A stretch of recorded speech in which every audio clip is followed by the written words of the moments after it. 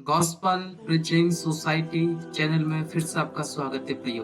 आप सबको प्रभु यीशु मसीह के नाम में जय मसीह की। आज का वचन प्रभु आपके जीवन में बहुत आयत से और सामर्थ के साथ काम करेगा, ऐसा हमारा विश्वास है प्रियो। आज का वचन हम देखेंगे कि परमेश्वर अपने लोगों से क्या चाहता है और क्या कहना चाहता है। यदि हम परमेश्वर का जीवित वचन खोलें और उसका बाइबल के पुस्तक नीति वचन उसका 4 अध्याय और 18 वचन पढ़े तो उसमें कुछ ऐसा लिखा है, परंतु धर्मी की चाल उस चमकती हुई ज्योति के समान है जिसका प्रकाश दोपहर तक अधिक अधिक बढ़ता रहता है।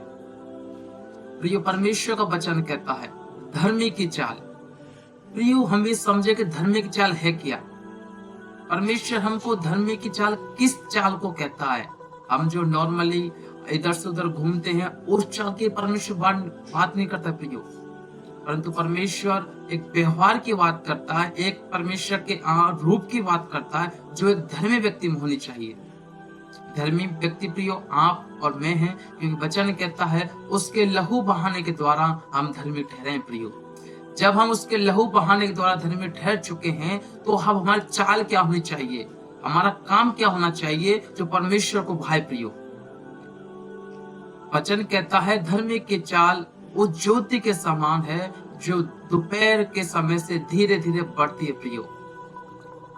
यदि आप सूर्य को सुबह देखोगे, सूर्य के प्रकाश को आप सुबह उगता हुआ देखोगे तो आप आसानी से उसके प्रकाश को और सूर्य को देख सकोगे, क्योंकि उस समय उसका प्रकाश तेज नहीं होता प्रियो और वो नॉर्मली सबको देख सकता है। लेकिन जब सूर्य बीच दोपहर में होता है, जब करीबन 2 बजे या 3 बजे जब हम सूर्य को देखते हैं जो सबसे ज्यादा चमकता है सूर्य उस समय प्रियो, और यदि उस समय हम उसको देखें तो यकीन मानो आप उसको लगभग 5-6 सेकंड उसको लगातार देखोगे तो आप अपनी आंखों से 15 सेकंड के लिए अंधे तक हो सकते हो। आपको कुछ नहीं दिखेगा, सब कुछ काला ही काला हो जाएगा 15 सेकंड के लिए प्रिय, क्योंकि उस समय सूर्य के प्रकाश बहुत आयत से चमकता है और बहुत और गर्म रहता है सूर्य उस समय प्रियो।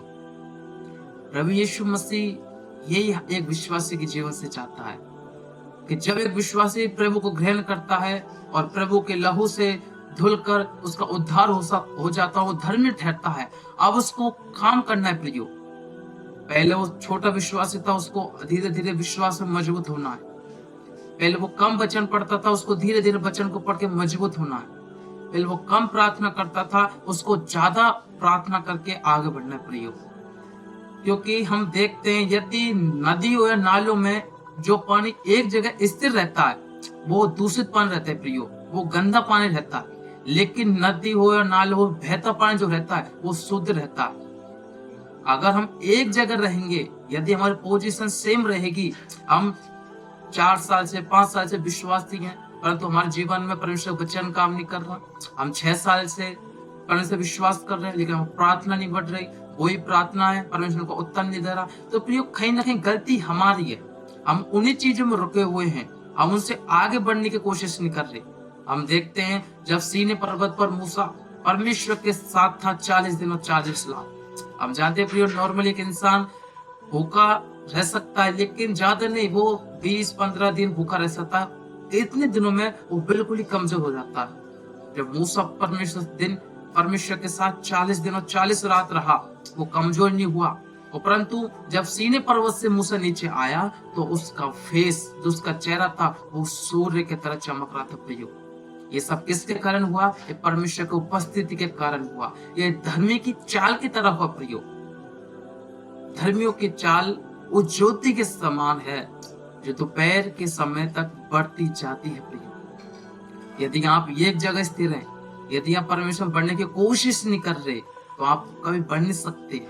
आप उन बंधनों में रह रहे हो जहां शैतान आपको जकड़ के रखा है, उनसे बाहर निकलो, उन बंधनों को तोड़ो और परमेश्वर जो आपको चाल दी है, जो परमेश्वर को सेवा दी है, जो बुलाहट दी है, जो परमेश्वर ने काम करने के लिए आपको बुला है, उसको करो और आगे बढ़ो।